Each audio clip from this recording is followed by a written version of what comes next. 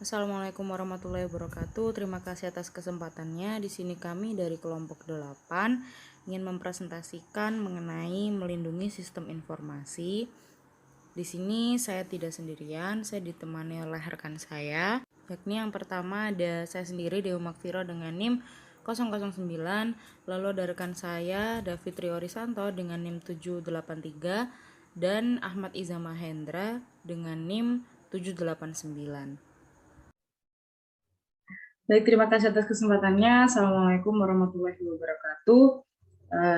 Saya Dewi Makfiro dengan 2019-210-009. Izin untuk mengawali presentasi dari kelompok 8. Di sini kami akan mempresentasikan mengenai melindungi sistem informasi. Nah, kenapa sih sistem informasi itu harus dilindungi atau sangat rentan untuk dibobol atau dirusak sistemnya kayak gitu. Nah, seperti yang telah kita ketahui, sistem informasi adalah sebuah kemajuan teknologi yang mana dapat mempengaruhi kegiatan operasional manusia. Namun, dalam kegiatan operasionalnya, sistem informasi kerap mengalami gangguan bahkan sampai kerusakan. Sebenarnya apa sih yang menyebabkan sistem informasi ini mengalami rentan terhadap kerusakan atau mengalami kebobolan dalam sistem keamanannya? Nah, itu sebenarnya apa sih yang menyebabkan hal-hal tersebut terjadi? Yang pertama, yaitu sistem perusahaan yang didesain itu terbuka, sehingga rentan terkena hack dari pihak luar. Yang kedua, keamanan jaringan wireless yang masih kurang. Nah, ini bisa kita ketahui ya, sekarang itu banyak sistem dalam sebuah perusahaan atau organisasi itu dihubungkan menggunakan WiFi atau wireless, yang mana jaringan ini tuh lebih luas gitu. Jadi orang itu bisa mengakses dari luar dan bisa bobol semau mereka gitu. Kalau misalnya mereka punya ilmunya, mereka punya caranya, mereka bisa dengan mudahnya untuk bobol sistem wireless ini. Terus yang ketiga adalah adanya virus dalam program software.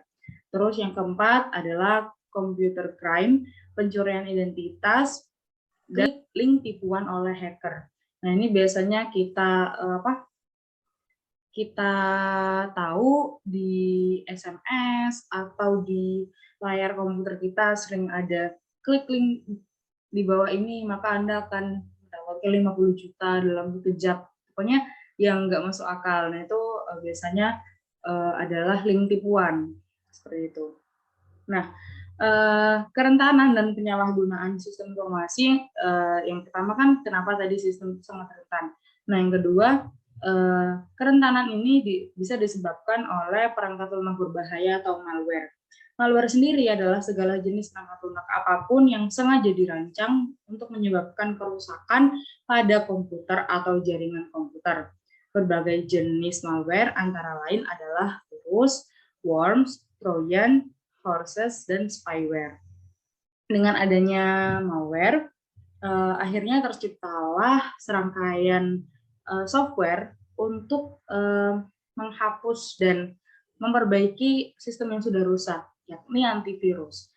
Nah, di sini sejarah dari virus sendiri atau worm itu pertama program infeksi ini ditularkan melalui jaringan yang tidak berasal dari komputer pribadi, tetapi pada sistem Unix Taskim.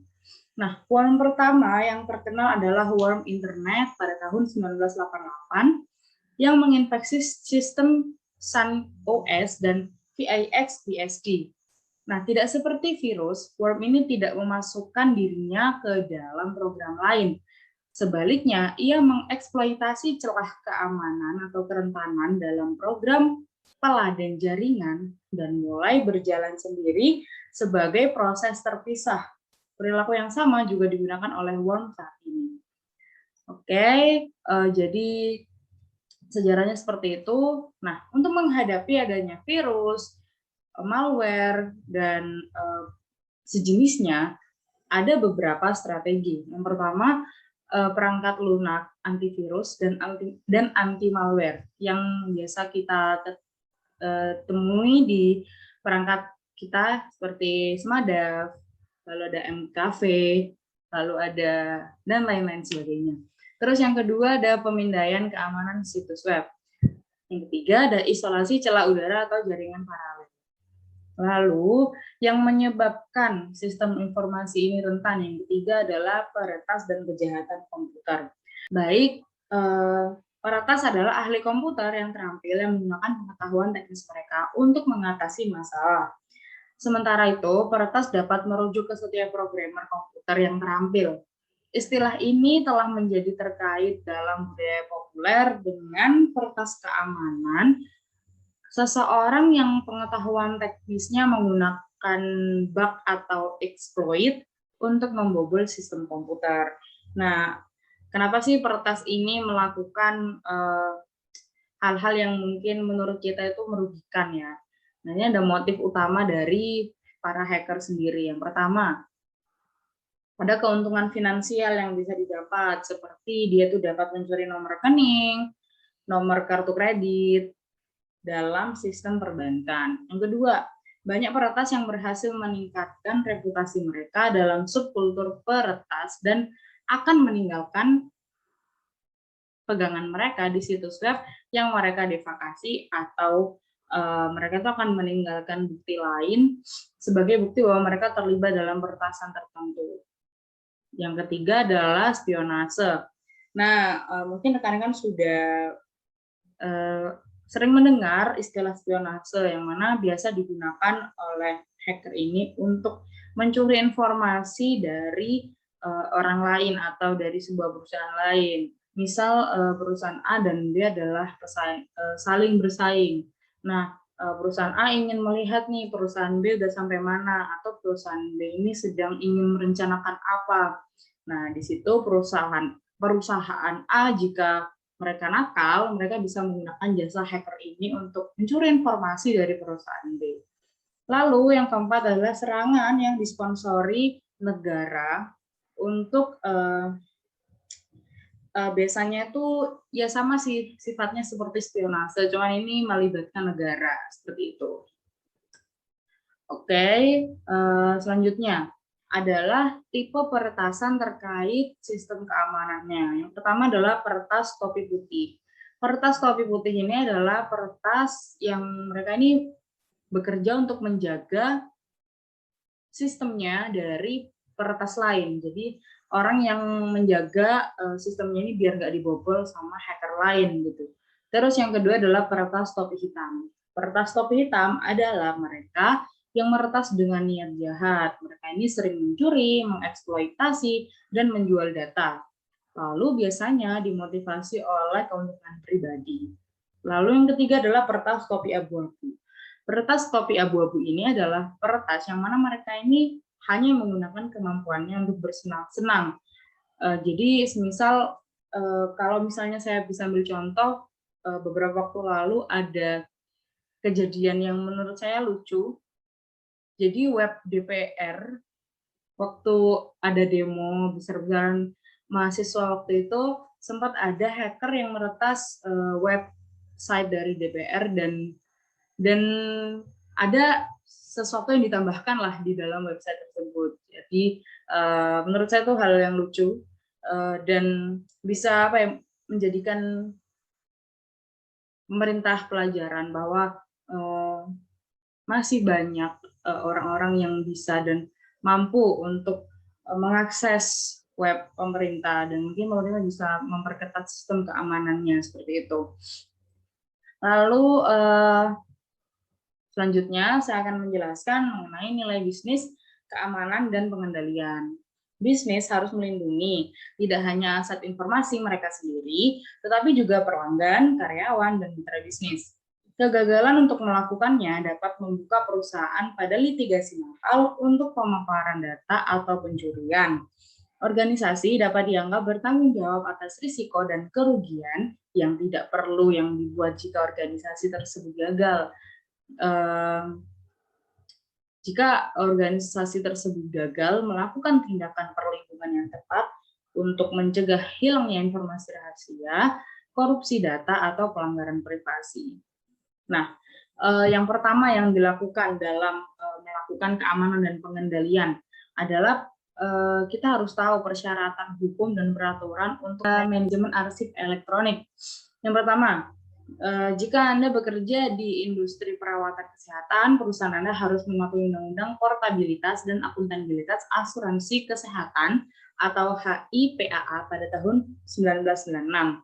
HIPAA menguraikan peraturan dan prosedur keamanan dan privasi medis untuk menyederhanakan administrasi penagihan perawatan kesehatan dan mengotomatisasi transfer data perawatan kesehatan antara penyedia layanan kesehatan, pembayar, dan rencana.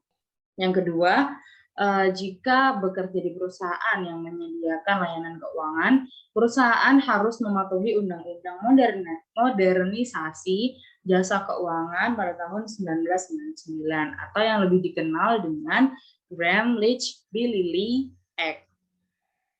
Lalu, jika bekerja di perusahaan publik, perusahaan harus mematuhi reformasi akuntansi perusahaan publik dan Undang-Undang Perlindungan Investor tahun 2002 yang dikenal dengan Sarbanes-Oxley Act. Karena sistem informasi digunakan untuk menghasilkan dan menyimpan lalu menyangkut data tersebut. Undang-undang ini mengharuskan perusahaan untuk mempertimbangkan keamanan, sistem informasi, dan kontrol lain yang diperlukan untuk memastikan integritas, kerahasiaan, dan keakuratan bahwa setiap aplikasi ini sistemnya adalah untuk menangani data-data berupa pelaporan keuangan penting yang memerlukan kontrol untuk memastikan data akurat. Selanjutnya, saya akan menjelaskan mengenai bukti elektronik dan forensik komputer. Pengamanan, pengendalian, dan pengelolaan arsip elektronik menjadi penting untuk menanggapi tindakan hukum. Sebagian besar bukti saat ini adalah untuk kecurangan saham, penggelapan, pencurian rahasia dagang, perusahaan kejahatan komputer, terus ada banyak kasus perdata terjadi dalam bentuk digital. Forensik komputer adalah pengumpulan, pemeriksaan, autentikasi, pelestarian, dan analisis data yang tersimpan atau diambil dari media penyimpanan komputer sedemikian rupa sehingga informasi tersebut dapat digunakan sebagai bukti di pengadilan. Ini berkaitan dengan masalah berikut. Yang pertama, memulihkan data dari komputer sambil menjaga integritas evolusioner. Yang kedua, penyimpanan dan penanganan data elektronik dengan aman. Yang ketiga, menemukan informasi penting dalam sejumlah besar data elektronik. Dan yang keempat adalah menyajikan informasi ke pengadilan. Baik, dari saya cukup itu saja. Apabila ada salah kata atau perbuatan saya, mohon maaf sebesar-besarnya. Selanjutnya akan dipresentasikan oleh rekan saya. Wassalamualaikum warahmatullahi wabarakatuh. Assalamualaikum warahmatullahi wabarakatuh. Terima kasih atas kesempatannya. Perkenalkan, saya Ahmad Zamahendra dengan NIM 2019-210789. Di sini saya akan melanjutkan presentasi dari rekan saya, yaitu tentang membangun kerangka keamanan dan pengendalian. Yang pertama, pengendalian sistem informasi. Pengendalian sistem informasi, baik manual maupun otomatis, terdiri dari kendali umum dan kendali aplikasi. Kendali umum berpengaruh atas desain, keamanan, dan penggunaan program komputer dan keamanan arsip data secara umum dari semua infrastruktur teknologi informasi perusahaan. Secara keseluruhan, kendali umum digunakan pada setiap aplikasi yang terkomputerisasi dan memuat kombinasi perangkat keras, perangkat lunak, dan prosedur manual yang menciptakan lingkungan kontrol secara menyeluruh. Di sini kendali umum meliputi pengendalian perangkat lunak, pengendalian fisik perangkat keras, pengendalian operasional komputer, pengendalian keamanan data, pengendalian pada proses implementasi sistem, dan pengendalian administratif. Nah, fungsi dari masing-masing kendali tersebut adalah sebagai berikut. Yang pertama, kendali perangkat lunak. Kendali perangkat lunak berfungsi untuk memantau penggunaan sistem dan pencegahan akses tanpa izin pada program perangkat lunak, sistem perangkat lunak, dan program komputer. Kendali perangkat keras memastikan bahwa perangkat keras aman secara fisik dan memeriksa keberadaan kesalahan fungsi pada perlengkapan. Organisasi yang sangat bergantung pada komputer juga harus membuat ketentuan untuk cadangan atau operasional yang masih berlangsung guna menjaga pelayanan yang konstan. Yang ketiga, ada kendali operasional komputer. Nah, fungsi kendali operasional komputer yaitu untuk mengawasi kinerja komputer departemen untuk memastikan bahwa prosedur yang terprogram dapat secara konsisten dan tepat diaplikasikan pada penyimpanan dan pemrosesan data. Kendali operasional komputer ini meliputi pengaturan kinerja pemrosesan komputer dan cadangan serta prosedur pemulihan untuk pengolahan yang berakhir tidak normal. Yang keempat, kendali keamanan data. Nah, fungsi kendali keamanan data yaitu memastikan data arsip bisnis yang berharga, baik yang terdapat pada cakram atau rekaman, tidak terpapar terhadap akses tanpa izin, perubahan maupun perusakan saat mereka digunakan atau disimpan dalam tempat penyimpanan. Selanjutnya ada kendali implementasi. Kendali implementasi berfungsi untuk mengaudit proses perkembangan sistem pada berbagai titik untuk memastikan bahwa proses dikendalikan dan dikelola dengan tepat. Selanjutnya, kendali administrasi. Kendali administrasi berfungsi untuk merumuskan standar, peraturan, prosedur, dan kendali disiplin untuk memastikan bahwa kendali umum dan kendali aplikasi suatu organisasi dilaksanakan dan diterapkan dengan tepat. Yang terakhir ada kendali aplikasi. Nah, kendali aplikasi adalah pengendalian khusus dan spesifik pada setiap aplikasi yang terkomputerisasi, seperti proses pembayaran dan pemesanan. Kendali aplikasi mencakup baik prosedur manual maupun otomatis yang memastikan hanya data yang utuh dan akurat yang dapat diproses menggunakan aplikasi tersebut.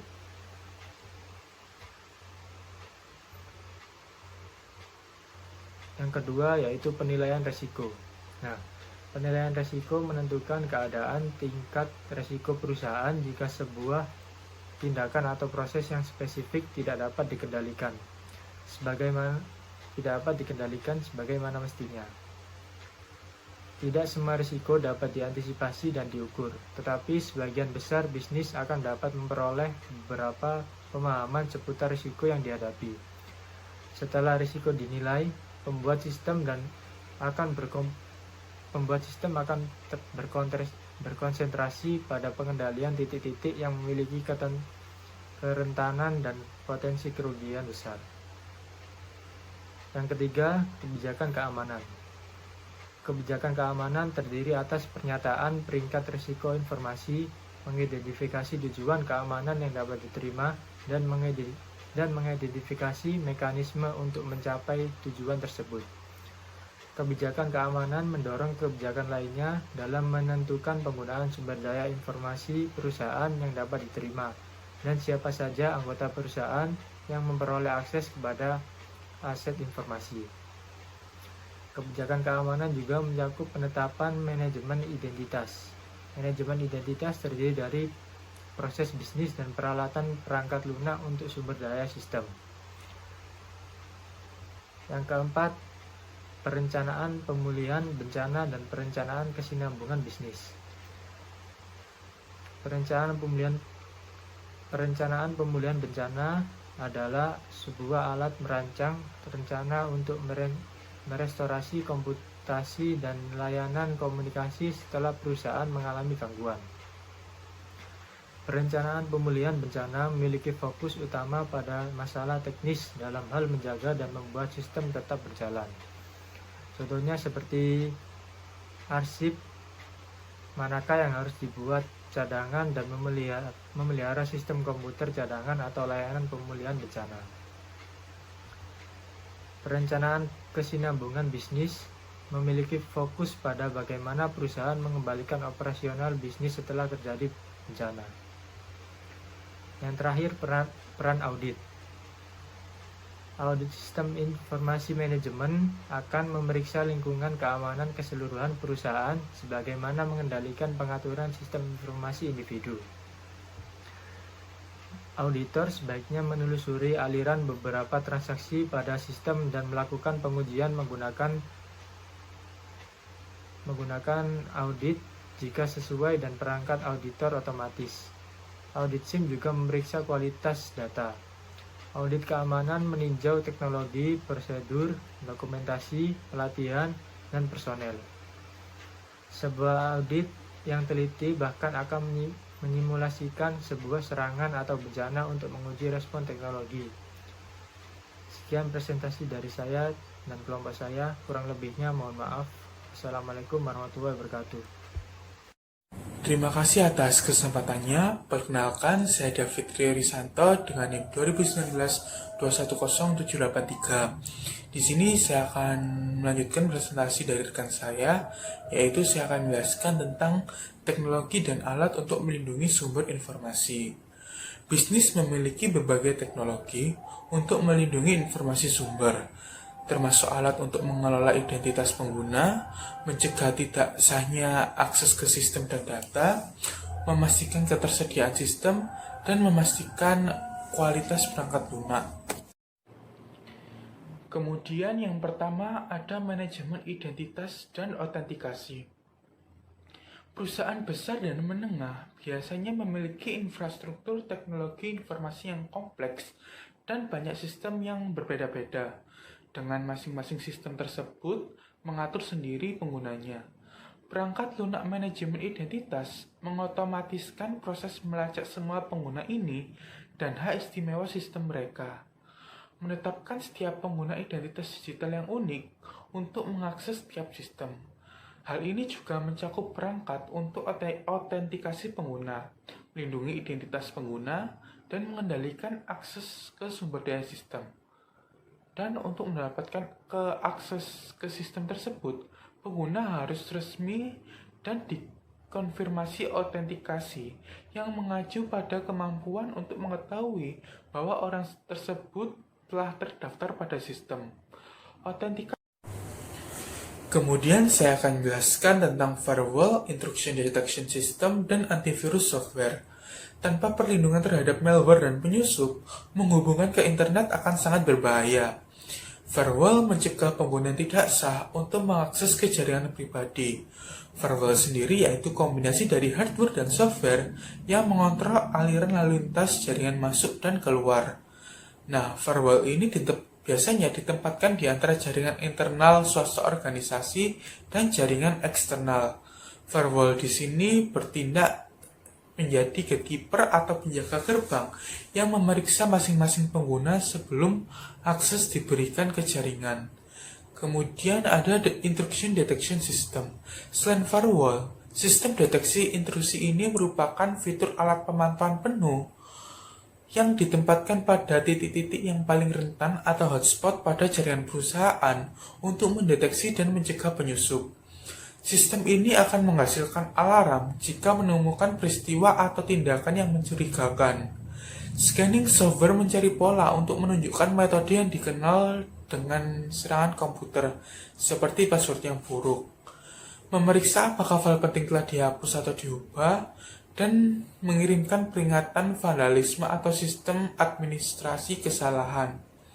Kemudian ada antivirus dan anti-spyware software. Nah, perangkat lunak antivirus dirancang untuk memeriksa sistem komputer dan Google Drive terhadap kehadiran virus komputer. Seringkali perangkat lunak menghilangkan virus dari daerah yang terinfeksi. Namun, antivirus hanya efektif terhadap virus yang sudah dikenal ketika perangkat lunak sudah dibuat. Untuk tetap efektif, sistem ini atau antivirus harus terus diperbarui. Kemudian ada Unified Threat Management System. Kemudian saya akan menjelaskan tentang jaringan wireless. WEP menyediakan beberapa margin keamanan jika pengguna WiFi ingat untuk mengaktifkannya. Langkah pertama yang sederhana untuk mengagalkan hacker adalah untuk menetapkan nama unik di SSID jaringan Anda dan menginstruksikan router Anda agar tidak menyiarkannya. Perusahaan dapat lebih meningkatkan keamanan Wi-Fi dengan menggunakannya dalam hubungan dengan Virtual Private Network atau VPN teknologi saat mengakses data internal perusahaan. Kemudian saya akan jelaskan tentang enkripsi dan infrastruktur kunci publik. Banyak bisnis menggunakan enkripsi untuk melindungi informasi digital yang mereka simpan, mentransfer secara fisik, atau mengirim melalui internet. Enkripsi sendiri adalah proses transformasi teks biasa atau data ke dalam teks cipher yang tidak dapat dibaca oleh orang lain selain pengirim dan penerima yang dimaksudkan. Data yang dienkripsi dengan menggunakan kode numerik adalah rahasia, disebut kunci enkripsi yang mengubah data biasa ke dalam teks cipher. Dua metode untuk mengenkripsi lalu lintas jaringan di web adalah SSL dan SHTTP. Secure Socket Layer atau SSL dan Transport Layer Security penerusnya TLS memungkinkan klien dan server komputer untuk mengelola kegiatan enkripsi dan deskripsi karena mereka berkomunikasi satu sama lain selama sesi web aman. Hypertext Transfer Protocol atau SHTTP adalah protokol lain yang digunakan untuk mengenkripsi data yang mengalir melalui internet, tetapi terbatas untuk pesan individu. Sedangkan SSL dan TLS dirancang untuk membuat sambungan aman antara dua komputer. Sebuah sistem enkripsi kunci publik dapat dilihat sebagai rangkaian kunci publik dan swasta yang mengunci data ketika mereka ditransmisikan dan membuka data ketika mereka diterima. Pengirim menempatkan kunci publik penerima dalam sebuah direktori dan menggunakannya untuk mengenkripsi pesan. Pesan dikirim dalam bentuk terenkripsi melalui internet atau jaringan pribadi. Ketika pesan terenkripsi tiba, penerima menggunakan kunci pribadinya untuk mendekripsi data dan membaca pesan. Kemudian ada memastikan sistem ketersediaan. Sebagai perusahaan, semakin bergantung pada jaringan digital untuk pendapatan dan operasi. Mereka perlu mengambil langkah-langkah tambahan untuk memastikan bahwa sistem dan aplikasi mereka selalu tersedia. Kemudian ada memastikan kualitas software. Selain menerapkan keamanan dan kontrol yang efektif, organisasi dapat meningkatkan kualitas dan keandalan sistem dengan menggunakan metrik perangkat lunak dan pengujian perangkat lunak yang ketat. Metrik perangkat lunak sendiri adalah penilaian objektif dari sistem dalam bentuk pengukuran kuantitatif. Penggunaan berkelanjutan metrik memungkinkan pengguna sistem informasi departemen dan akhir untuk bersama-sama mengukur kinerja sistem dan mengidentifikasi masalah yang terjadi. Contoh metrik perangkat lunak meliputi jumlah transaksi yang dapat diproses di unit waktu tertentu, waktu respon online, jumlah cek gaji yang dicetak per jam, dan jumlah bug yang dikenal per 100 baris kode program. Untuk metrik menjadi sukses, mereka harus hati-hati dirancang, formal, objektif, dan digunakan secara konsisten. Sekian presentasi dari saya. Apabila ada kata yang salah atau perbuatan yang salah, mohon dimaafkan. Wassalamualaikum warahmatullahi wabarakatuh.